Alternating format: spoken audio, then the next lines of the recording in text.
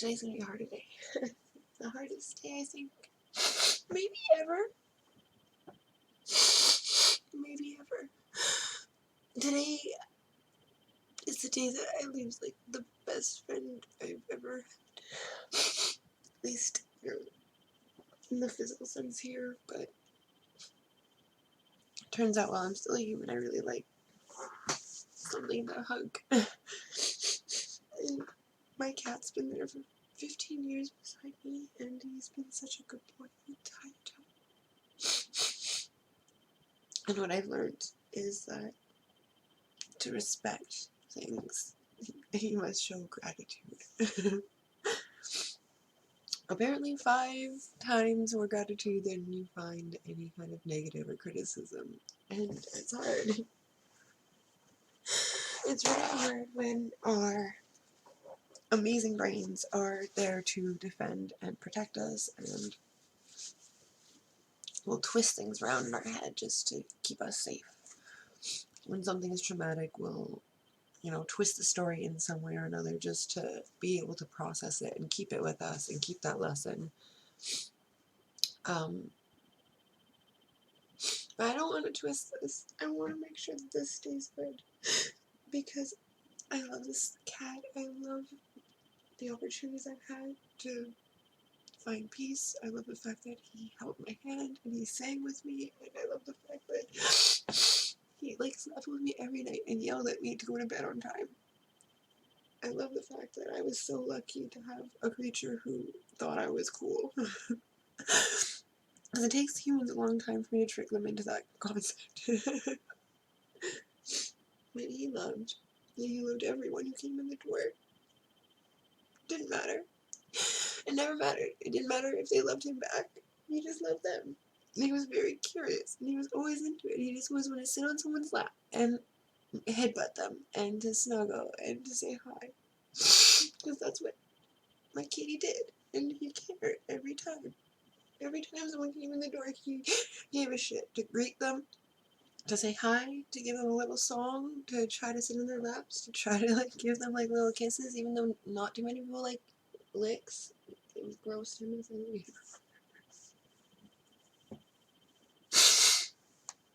But I've never been so lucky in my life to have a creature who showed up, and, you know, in spite of his own challenges, he held on for so long, and he masked his pain so well. But there's been a few too many times where his whole body just seized up, and it's so hard to watch. And it's not fair. It's really not fair. It's not fair that we mask ourselves to be tolerable to others. It's not fair we deny whole swaths of our personality just so that someone else can not have to deal with their own emotions towards existence. There's been so many of us who shaved off our edges so that we didn't have to see the edges of others anymore. And it's hard. It's hard for everyone. And emotions are bait. It's bait so that we can analyze what's behind that emotion, what we feel isn't right, what we wish we could change. And it's so important to sit with these emotions and look at it for real. And it's always fear, and it's always love. It's always, you know, being scared of being alone and being scared that no one will understand. But if you get to step past your fear, man, it's all love there.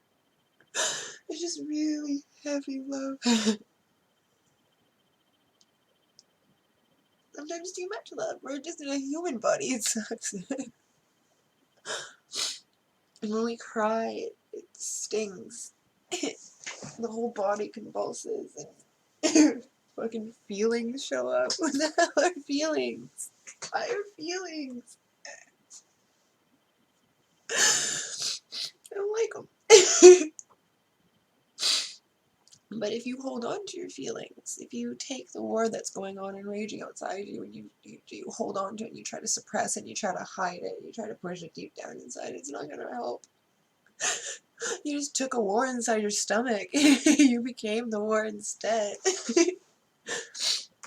And all the times that you try to fight that war, it just rages on inside your guts. And then eventually, when you can't fight the war that you've kept raging inside you for so long, it leaks out. And it starts again for someone else. So what I'm trying to do with this is I'm trying to sit with it. And I'm trying to let these moments play. Let the game play out. Let it flow. Because this is one of the most badass things you can do, is take a hell. This is a hell for me. You take a hell and you fight it out before you take anything inside yourself. And you appreciate every moment this is giving you to grow, to change. The human body can take a lot. We take so much trauma all the time. But there's no need for suffering on top of your suffering. That's one of the most beautiful things this cat's going to teach me. Is there no reason to suffer over top of our suffering? There's always things that you can do. There's always ways you can show love. There's always pathways. But you have to be real with the situation. You can't lie to yourself. You can't say, oh, this is fine. Oh, this is fine, while the flames crawl around you.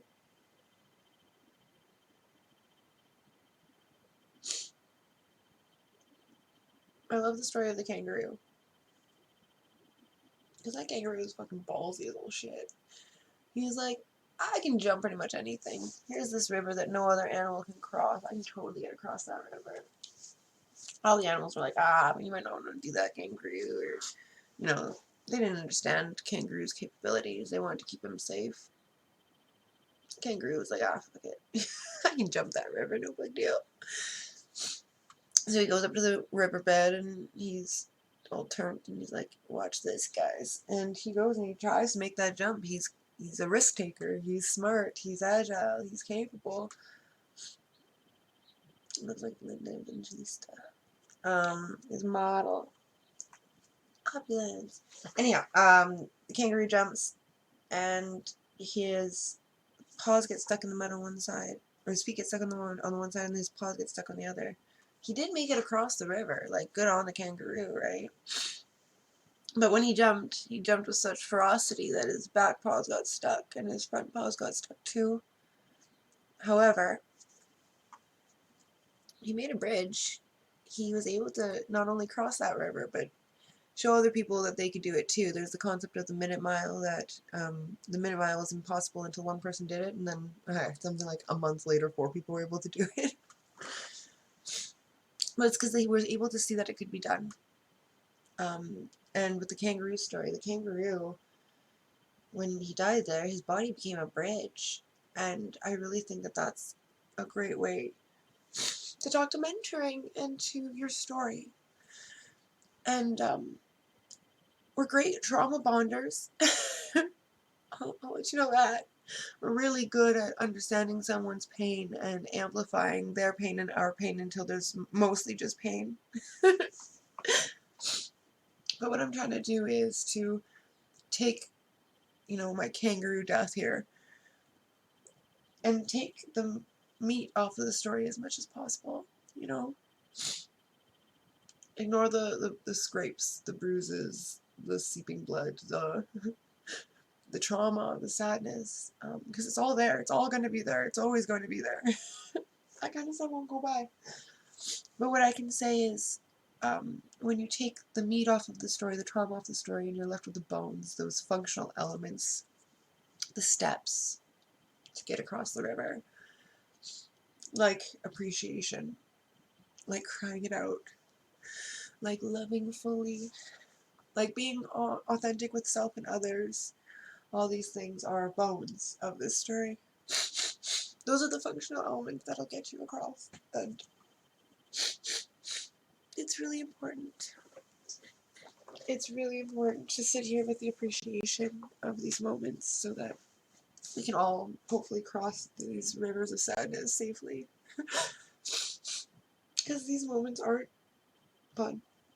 This is not something I need somebody to exist through just so that I could relate to them again. I would love people to feel safe in expressing their woe.